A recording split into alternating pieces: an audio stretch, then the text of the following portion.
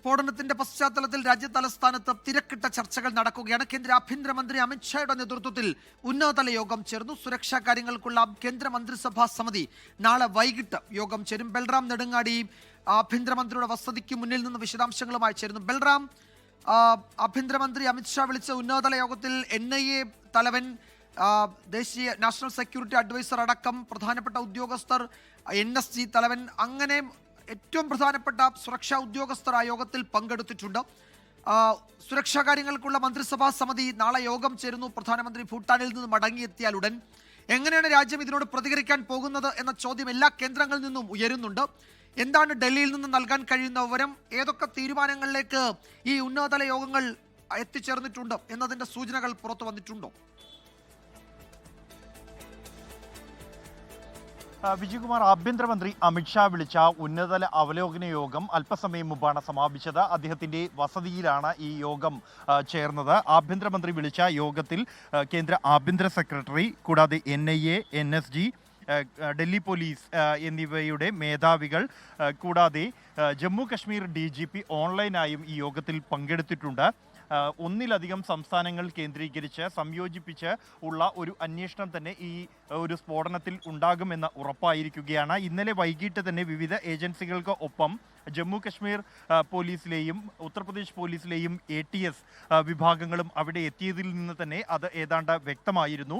ഇന്നത്തെ യോഗത്തിൽ നിലവിലെ വിവിധ ഏജൻസികൾ നടത്തിയ പ്രാഥമിക പരിശോധനയിൽ അവർ എത്തിച്ചേർന്നിരിക്കുന്ന നിഗമനങ്ങൾ, അവർ ഓരോ ഏജൻസിയും ഓരോ ലക്ഷ്യത്തിലേക്കാണ് അന്വേഷണം നടത്തിക്കൊണ്ടിരിക്കുന്നത്.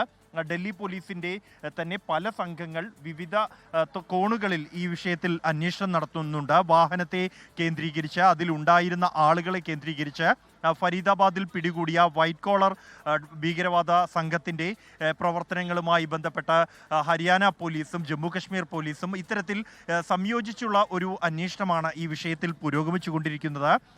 ഇവർ നിലവിൽ എത്തിയിരിക്കുന്ന ദിശ എന്ത്, തുടർന്ന് ഏത് തലത്തിലേക്ക്, ഏത് ദിശയിലേക്ക് അന്വേഷണം മുന്നോട്ട് കൊണ്ടുപോകണം തുടങ്ങിയ കാര്യങ്ങൾ ആണ് ഇപ്പോൾ അന്വേഷണ വിധേയമായിരിക്കുന്നത്.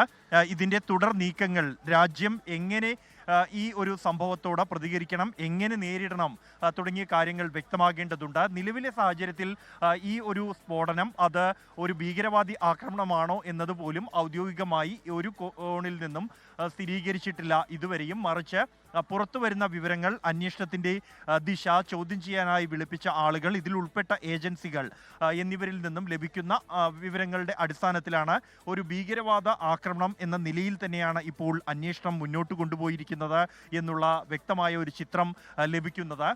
ഇതുമായി ബന്ധപ്പെട്ടൊരു ഔദ്യോഗിക വിശദീകരണം ലഭിക്കേണ്ടതുണ്ട്. നടന്നത് ഒരു ഭീകരവാദി ആക്രമണമാണ് എന്ന് പ്രാഥമികമായ വിലയിരുത്തലിൽ എത്തിച്ചേരാൻ കഴിഞ്ഞെങ്കിൽ അത് വിശദീകരിക്കേണ്ടതുണ്ട് രാജ്യത്തിന് മുന്നിൽ. അത് ഇന്നത്തെ അവലോകന യോഗത്തിന് ശേഷം ഉണ്ടാകുമെന്ന് പ്രതീക്ഷിച്ചിരുന്നുവെങ്കിൽ ഈ ഘട്ടത്തിൽ അറിയാൻ കഴിയുന്നത് ഉടൻ അത്തരത്തിലൊരു വിശദീകരണം ഉണ്ടാകില്ല. മറിച്ച് നാളെ നിർണായകമായ മറ്റൊരു യോഗം ചേരാനിരിക്കുകയാണ്. കേന്ദ്ര മന്ത്രിസഭയുടെ സുരക്ഷാ കാര്യങ്ങൾക്കായുള്ള സമിതി നാളെ വൈകിട്ട് 5:30 പ്രധാനമന്ത്രി നരേന്ദ്രമോദിയുടെ അധ്യക്ഷതയിൽ യോഗം ചേരുന്നുണ്ട്. ആ യോഗത്തിന് മുന്നിൽ ആഭ്യന്തരമന്ത്രി ഇന്നത്തെ യോഗത്തിൽ വിവിധ ഏജൻസികളിൽ നിന്നും ലഭിച്ച റിപ്പോർട്ടുകൾ, അവരുടെ നിഗമനങ്ങൾ എന്നിവ അവതരിപ്പിക്കും. ഇതോടൊപ്പം തന്നെ ഏറ്റവും പ്രധാനം, ഇത് ജെയ്ഷെ മുഹമ്മദ് ഭീകരർ ഈ ആക്രമണത്തിന് പിന്നിൽ ഉണ്ട് എന്നുള്ളതാണ് നിലവിലിപ്പോൾ ലഭ്യമായിരിക്കുന്ന വിവരങ്ങൾ, ഏജൻസികളിൽ നിന്ന് ലഭിക്കുന്ന സൂചനകൾ വ്യക്തമാക്കുന്നത്.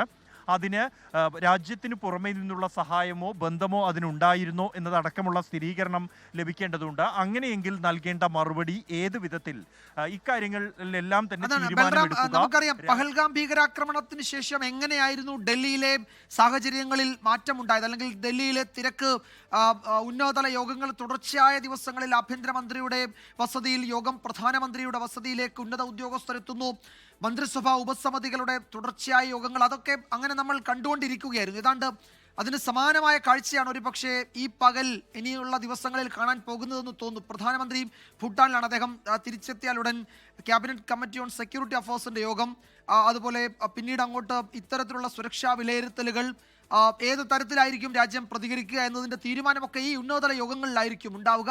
അപ്പോൾ പഹൽഗാമിന് ശേഷം എന്താണോ സംഭവിച്ചത് അതിന് സമാന സാഹചര്യത്തിലേക്ക് വീണ്ടും രാജ്യം എത്തുന്നു എന്നാണോ ഡൽഹിയിലെ ഈ പകൽ നമുക്ക് നൽകുന്ന ചിത്രം?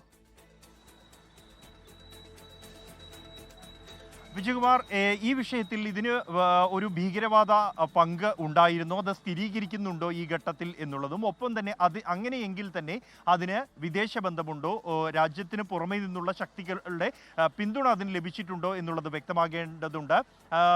അങ്ങനെയെങ്കിൽ അതിന് ഉചിതമായ പ്രതികരണം നൽകുമെന്ന് ഓപ്പറേഷൻ സിന്ദൂർ ഘട്ടത്തിൽ തന്നെ രാജ്യം വ്യക്തമാക്കിയതാണ്.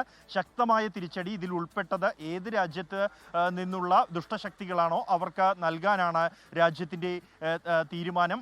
ഇതാണ് ന്യൂ നോർമൽ എന്നാണ് വിദേശകാര്യമന്ത്രിയും പ്രധാനമന്ത്രിയും ഉൾപ്പെടെയുള്ളവർ ഉപയോഗിച്ച പദം. അതുകൊണ്ട് തന്നെ അത്തരത്തിലുള്ള ഒരു പ്രതികരണം അങ്ങനെയെങ്കിൽ ഉണ്ടാകും. എന്നാൽ ഈ കാര്യങ്ങളെല്ലാം തന്നെ ഒരു അന്തിമമായ സ്ഥിരീകരണത്തിലേക്ക്, ഇതൊരു ഭീകരാക്രമണമാണോ ആണെങ്കിൽ അത് സ്ഥിരീകരിക്കേണ്ടതുണ്ട് രാജ്യത്തിന് മുന്നിൽ.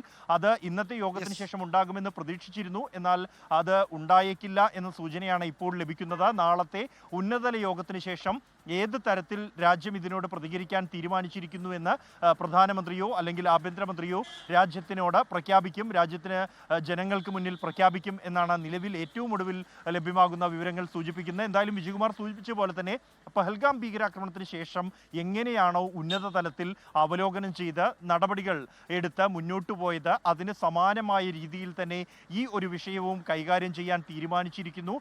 ഇത് ഒരു ഭീകരാക്രമണം തന്നെ എന്ന് കണക്കാക്കിക്കൊണ്ടുള്ള ഒരു അന്വേഷണം തന്നെയാണ് ഇപ്പോൾ പുരോഗമിക്കുന്നത്.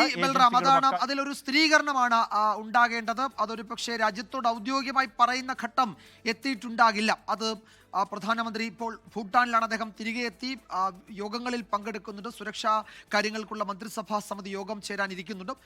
ലോകത്തെവിടെയായാലും ഏത് സമയത്തും 24 വാർത്തകളും ഓഗ്മെന്റഡ് റിയാലിറ്റി പാക്കേജുകളും എക്സ്പ്ലെയിനറുകളും വിശദമായി കാണാൻ ഞങ്ങളുടെ യൂട്യൂബ് ചാനൽ നിങ്ങൾക്ക് സബ്സ്ക്രൈബ് ചെയ്യാം.